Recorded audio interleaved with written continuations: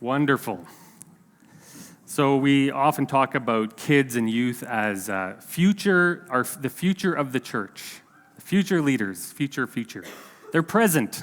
They're here with us, and they are future of the church, but they are presently in our church and presently an important part of it, and so it's important we hear from them as well.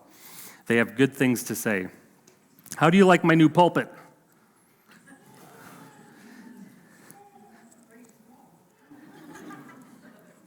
Pretty small. It is. So I was talking about creation, and you might wonder, well, what does this have to do with Job? Actually, as we get on further in Job, we'll realize that there's a whole creation story as told in the book of Job. And really, the message of Job is about the brokenness of creation, isn't it? Like we encounter things in our lives that make the brokenness of the world feel very real. And the book of Job is an encounter with that collision between good and evil, between blessing and suffering. But in the beginning, God made everything to be good.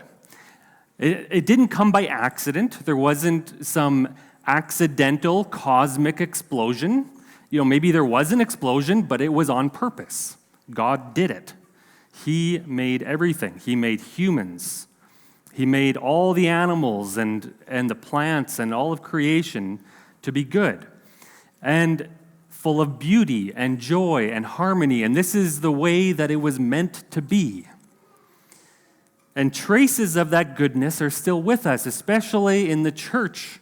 At least it should be in the church, more than anywhere else in the world.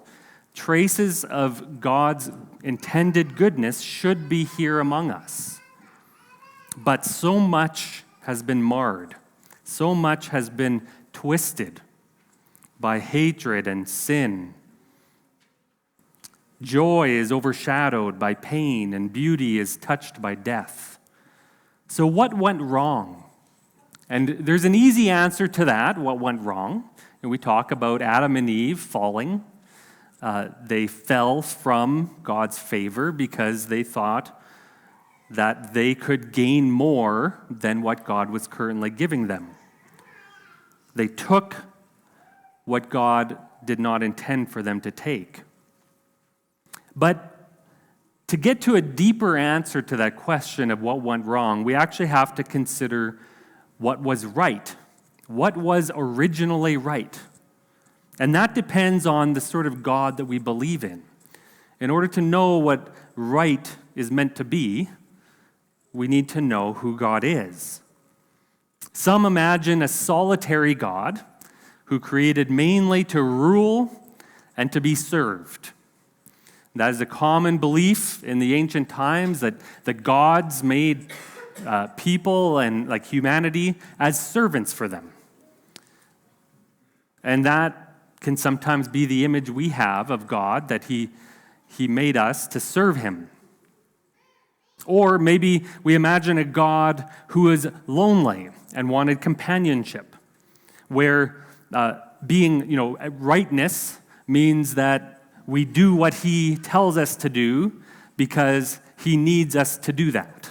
He needs companionship or He needs service, and so right means obedience, and that's what rightness is. And in that view, the problem in Genesis 3, where Adam and Eve sin, is really simple. They disobeyed God. God gave them a rule, they broke the rule. They did something to displease God, and He removed His hand from them. He took away His blessings. But sin isn't just about broken rules. It's about broken relationships. The God of the Bible is not a solitary being. He is triune, Father, Son, and Spirit, eternally, from the beginning of creation and all the way through Scripture. The Trinity, Father, Son, and Spirit exists. Jesus did not come into existence when He came as a human. He already existed. The Spirit didn't come into existence at Pentecost in Acts chapter 2. He existed from the beginning. And this is an eternal reality.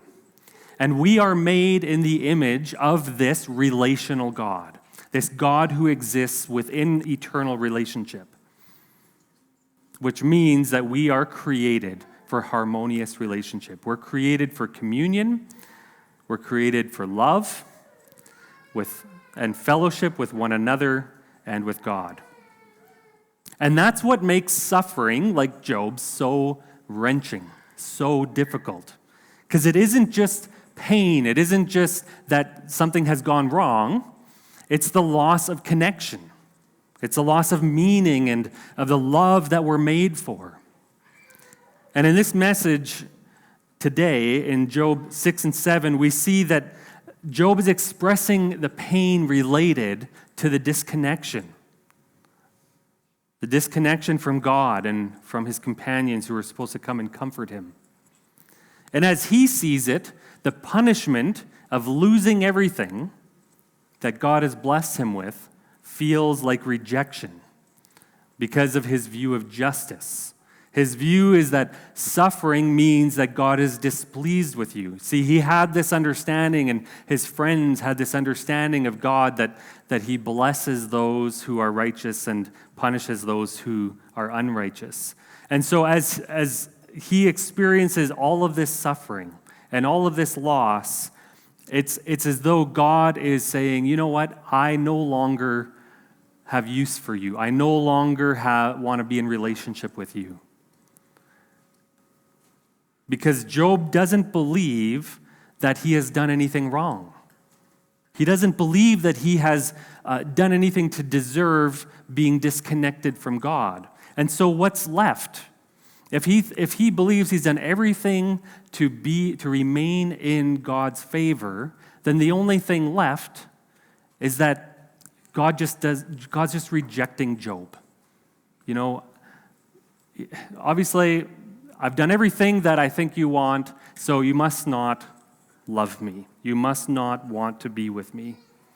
And this is the dilemma of Job. As we continue our story, through our journey through the story, we'll discover this book is really about knowing what sort of God we have. It's not just that cut and dry that he blesses the righteous and punishes the unrighteous. We'll discover why the idea of divine retribution, this cause and effect justice system, is insufficient for our understanding of how God governs creation. It's not the only way he works. It is a way, but it's not the only way.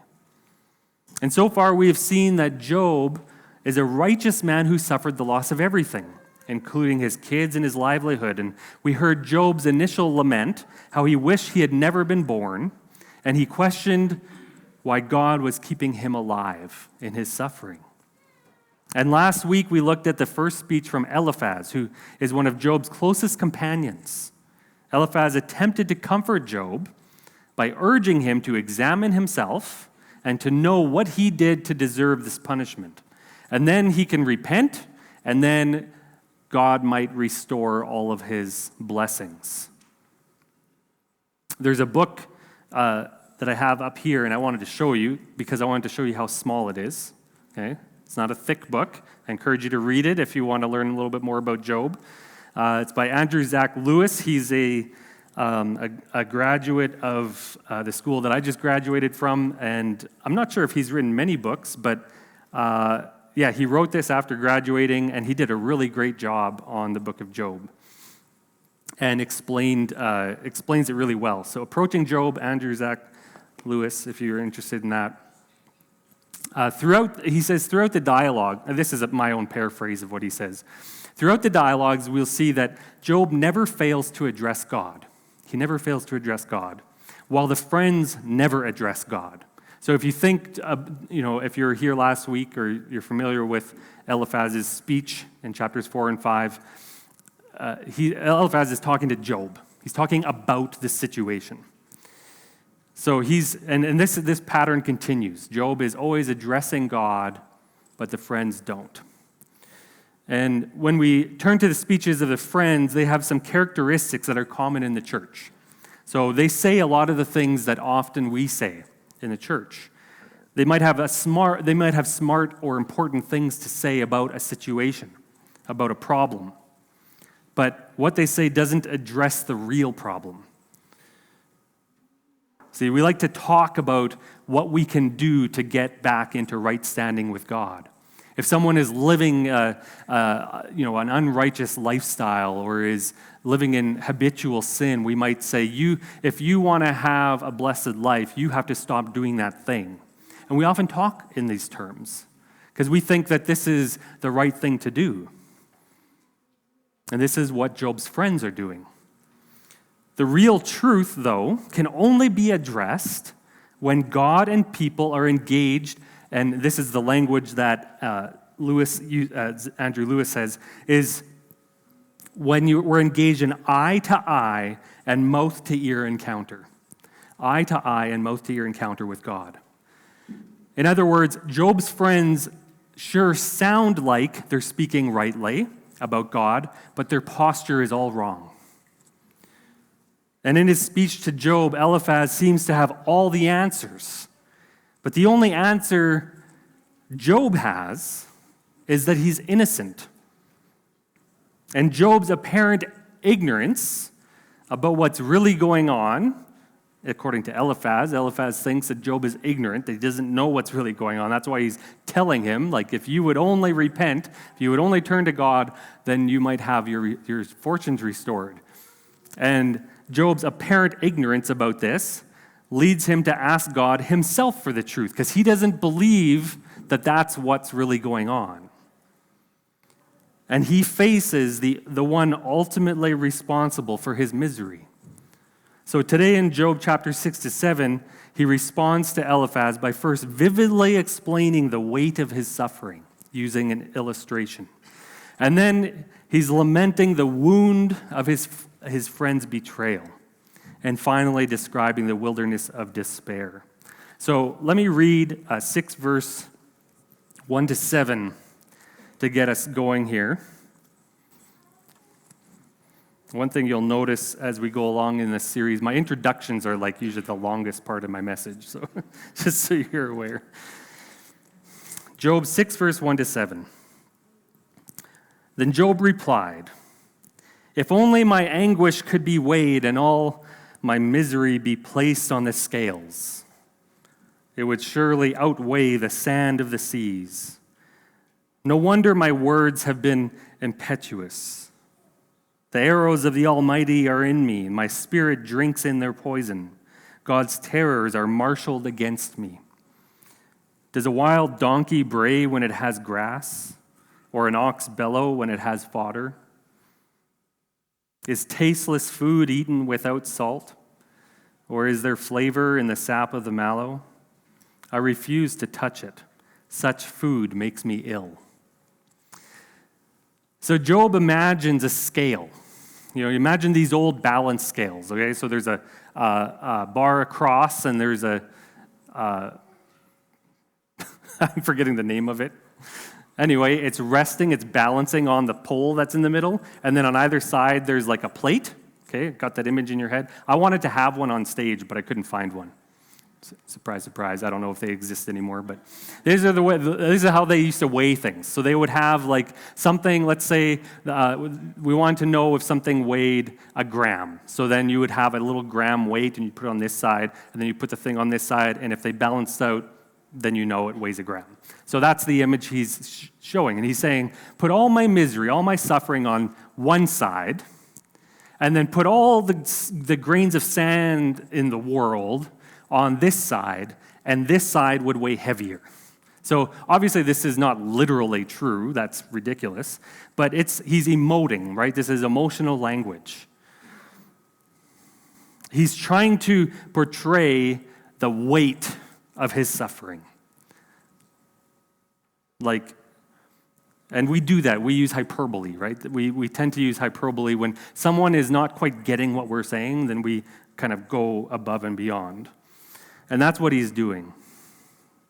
The weight of the loss that he's been suffering, together with the implications of unrighteousness that his loss carries, the idea that, well, if God has rejected him, then what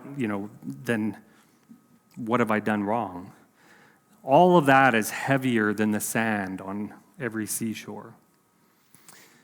And verses 4-7 are similar. Job feels like God has done his worst against him, and the images of these, the scale, the arrows, the donkey, the tasteless food, all of these illustrations, they're Job's way of saying, I have a right to lament. Don't tell me not to lament. Don't tell me not to pour out words of grief and sorrow. And so he sees only one solution, that God would crush him and end his life. That his life could be taken while he's still righteous. Job is like a prisoner being tortured, who fears the moment when he will break, the possibility that he will curse God and die, as his wife told him to do. It has become a vivid temptation for him. His hope is that he may still remain loyal to God, who seems to have become his enemy, that he'll remain loyal until the moment of his death. No greater blessing could be granted a dying man, no greater comfort in the agony of death than to know that he has not betrayed his God. And this reminds me of a moment from a book by Shusaku Endo. Shusaku Endo. The book is called Silence. Anyone read that book? It's kind of an obscure book. It's about a Jesuit missionary in the 17th century. It's based on a true story. I don't know how much of the details are true, but if you want a good tearjerker of a book, I encourage you to read this one. But this Jesuit missionary went to Japan, and this was a common thing. They were trying to bring the gospel to Japan, and Japan had a sort of an anti-proselytizing law. They were very much against people converting to Christianity. And this Jesuit missionary is forced to choose between apostasy, so rejecting Christ, in the form of stepping on an image of Christ. This is what the Japanese people would do. Basically, they would have a little image of Christ, a little statue.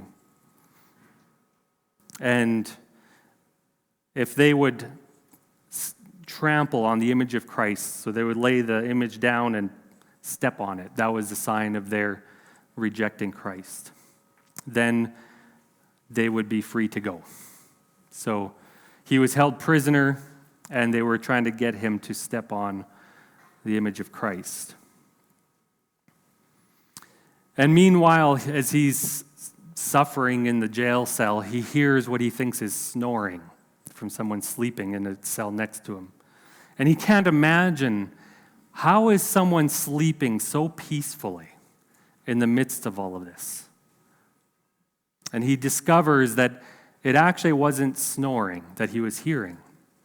It was the groans of pain from Christians suffering because this priest refused to deny Christ. And the jailer said, if you would reject Christ, you would save them from their suffering. After years of silence from God, after prayers have gone unanswered, after all hope seems lost, he hears what he believes to be the voice of Christ. Trample, trample. It was to be trampled on by men that I was born into this world. It was to share men's pain that I carried my cross. And later, this piercing line is spoken to this priest, to this missionary. For love, Christ would have apostatized, even if it meant giving up everything he had. This is a stunning reversal. I have to admit, as I was I listened to the audio version of this book, and as I was listening to it, I couldn't believe what I heard, that this is how the story ended. You want to have an idea that this missionary never apostatized, that he never denied Christ.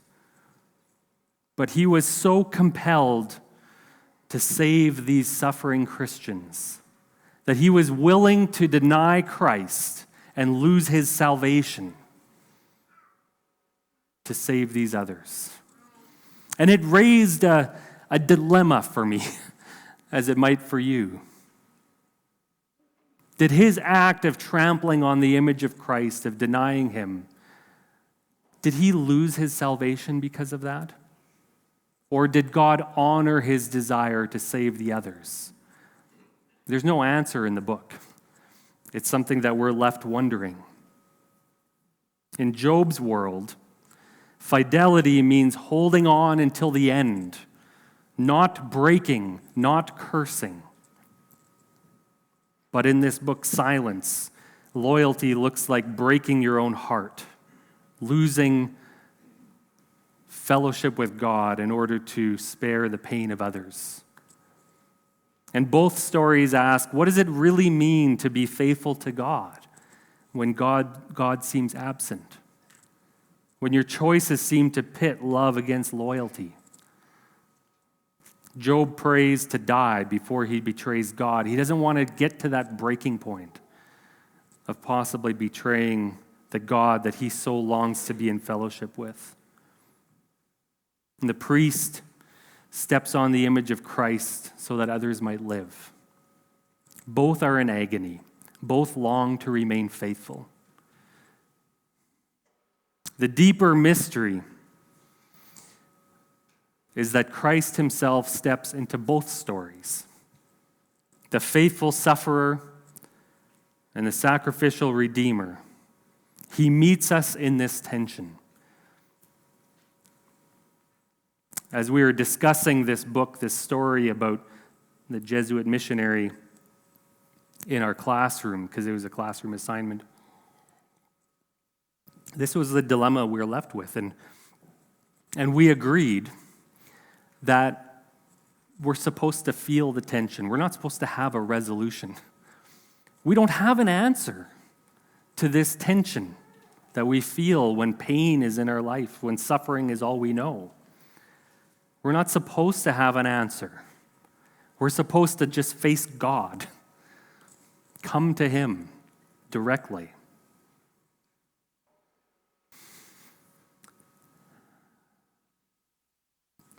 And hopefully we have companions who will help us do that. But Job does not. And this is what he addresses next in his speech. I'm going to read from 6 verse 14 to 17.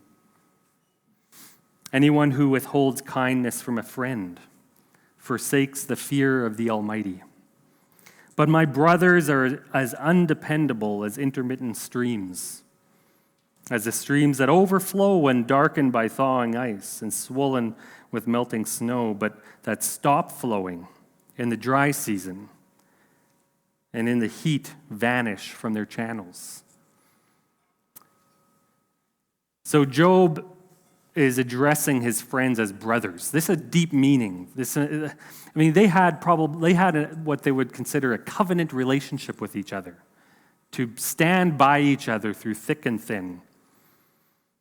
And he would have expected them to be more supportive than they have been so far. Instead of standing by him, at least we see in Eliphaz's speech, they have betrayed him. And the image he describes in this section is the seasonal valley of Palestine. And we have maybe places like that here, which the valley is full to overflowing in the rainy season. When rain is falling on all of the land, then the valley is full, overflowing. You don't need all of that water, and so it just keeps gushing forward. But when you need the water, it's dried up. There's none to be had. In the heat of summer, when rain isn't falling anywhere, then there's no water. Now, we have modern irrigation systems, and we have ways of storing the water in dugouts and things like that. We figured out that this is kind of how the seasons work. But in this case, I guess they didn't have that. And so when they needed water the most, they didn't have it. And this is the image that Job is portraying, that when you're giving me what I don't need, which is judgment, condemnation, criticism, and you're not giving me what I truly need, which is someone to comfort me in my pain.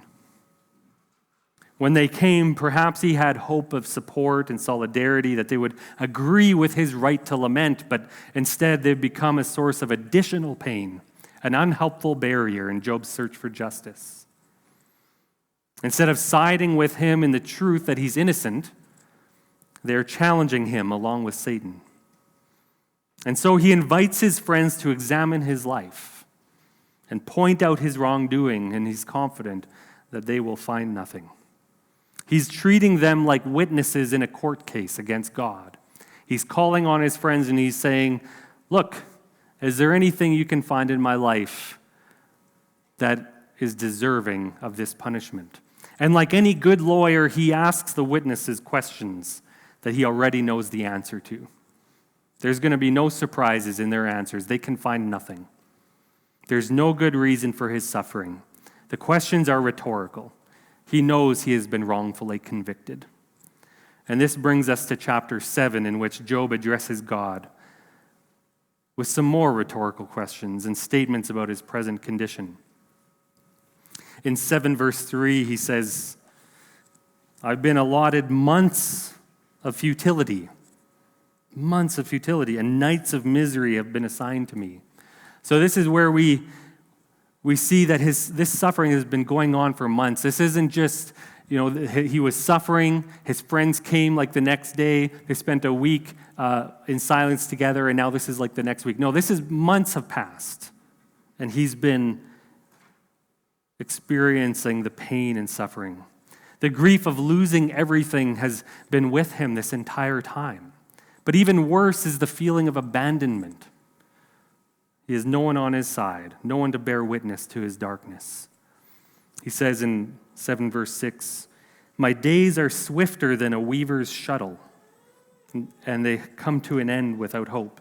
Has any one of you ever seen how a tapestry is made and there's a weaver's shuttle that goes back and forth? Yeah, some nodding heads. I saw this in Laos for the first time. Well, maybe not the first time, but I saw them doing this with silk. So they produce a lot of silk there in Laos in the mountains, where they have the right conditions, I guess, to grow the plants that these silkworms like to eat and so on. So they harvest the silkworm little, what do you call it when they want to turn into a butterfly? Cocoon, there you go. I don't have this in my notes. I wasn't going to talk about this. But they harvest the little cocoons, and then from those cocoons, they produce silk. Fascinating process. I was able to film like the whole process. And they had these weavers, these tapestry things, looms or whatever they're called. And they make these gorgeous, they sell for thousands and thousands of dollars. But they make these beautiful tapestries with silk. And so they send the shuttle through and then send it back, and they move things around, and I don't understand how it works, but I know what the shuttle looks like. And at some point, the shuttle will run out of string. Like and then you have to tie more on and keep going. And so what the image here is that the weaver is making a tapestry, and the material has run out before the work is done, and there's none left. What a shame, because not only is it not done, but you've wasted now all this material. To undo a tightly woven tapestry like that, you're probably going to destroy most of the material. What a shame that it's not done.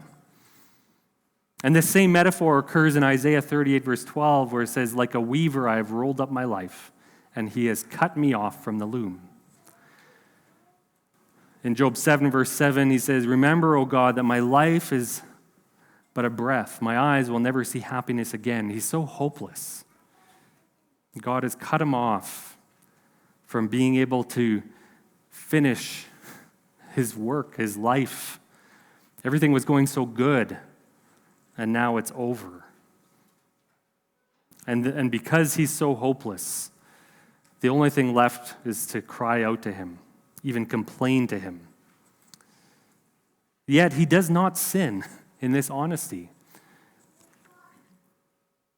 Remember, God is a God of relationship and love. Job looks God in the eye, so to speak, and he expresses his lament to his face. His hope is still in God. And if God is not going to give an answer to his suffering, then, as it says in verse 16, where he says, I despise my life. I would not live forever. Let me alone. My days have no meaning.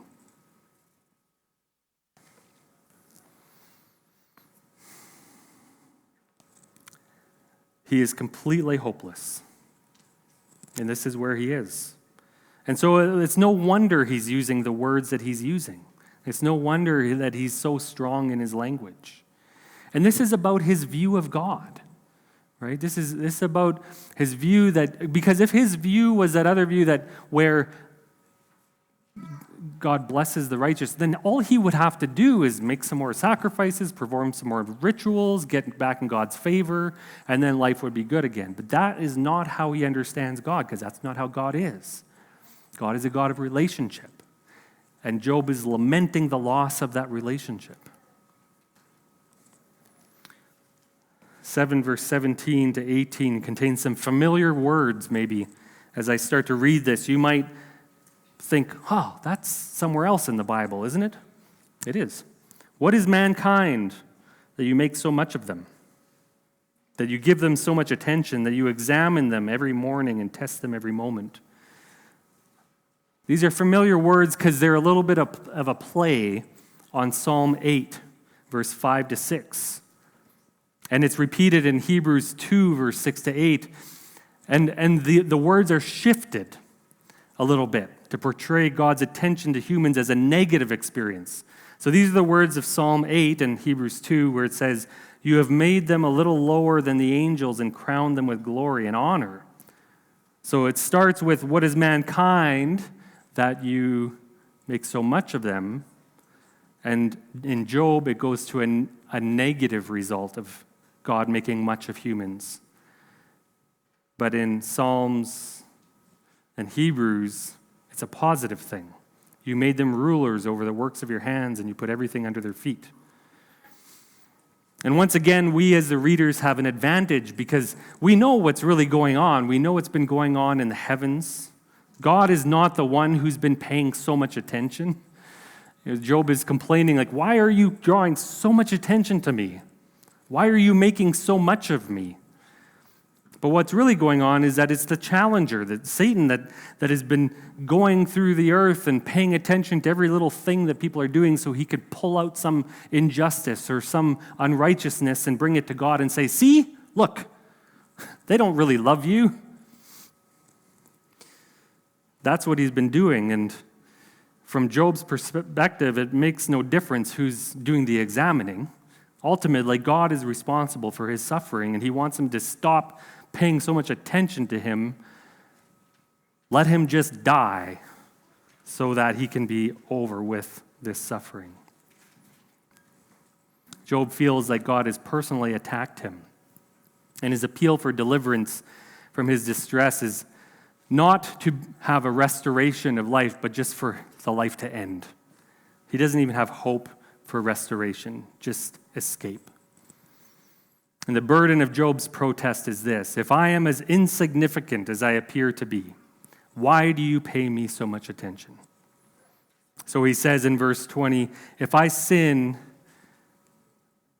what do I do to you, you watcher of mankind? Sure, I sin, I'm not perfect. But does my sin really justify this constant, unrelenting, hostile attention?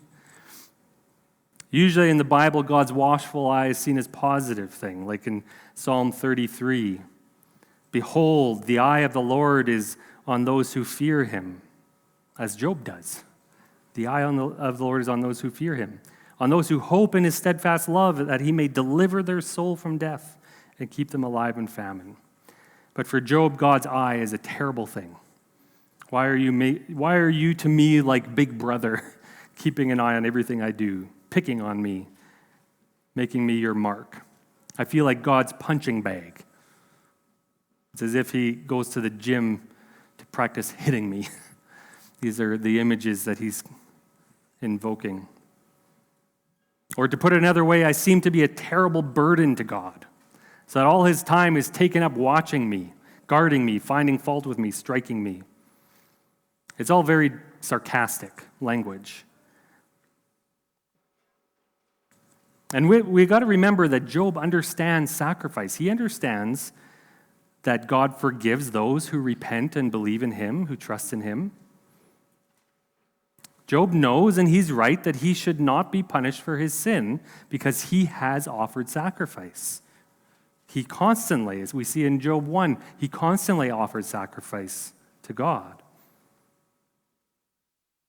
So, I hope, beaten that idea to death in your minds. Right? As I say this over and over again, you might be thinking, okay, I get it. That's a good thing. I want you to get to that point. Job does not deserve this, and he's angry about that. Because sometimes we get to that place in our minds, don't we? That we don't deserve what's happening. We get angry. This is one of the biggest barriers for people coming to God. They think, God took this person from me, or he did this to me, or maybe abuse in the church, and there's anger toward the church. There's people angry at God, and Job allows us to be angry at God. But at least go to him with your anger. Express it to him so that he can respond. Don't just talk about him, talk to him. But we are unresolved as we come to the end of this chapter. It ends with, I will soon lie down in the dust. You will search for me, but I will be no more. And that's how it ends, and we're not going to come to some amazing resolution. We're living in the tension. But it does bring us, it does kind of speak to our minds, if we're willing to hear, an echo of one who would come centuries later. One who also was abandoned and suffered unjustly. Jesus, who was even more righteous than Job, also fell to the ground and cried out to God. My soul is overwhelmed to the point of death. Father, if you are willing, take this cup from me. But it was not taken from him. He drank the full cup of the consequence of sin, but not his sin, our sin. Hebrews 2, verse 17 to 18 says, Jesus had to be made like us, fully human in every way, so that he could become a merciful and faithful high priest in service to God, and that he might make atonement for the sins of everyone. Because he himself suffered when he was tempted, he is able to help those who are being tempted. Like the priest in Japan who trampled on the image of Christ, he sacrificed his own well-being for the benefit of others. But the difference with Jesus is that Jesus never denied God. His suffering was obedience to God. His denial of himself was obedience to God. In Jesus, God does not just listen to our cry out of suffering. He becomes one who suffers. And in this act, God entered the wilderness himself, and he drank the cup that Job or none of us can drink. And his cup of suffering was not meaningless as Job's was. Instead, the suffering of Jesus transforms all suffering. And now we benefit from the obedience of Jesus, from his righteous life and his triumph over death.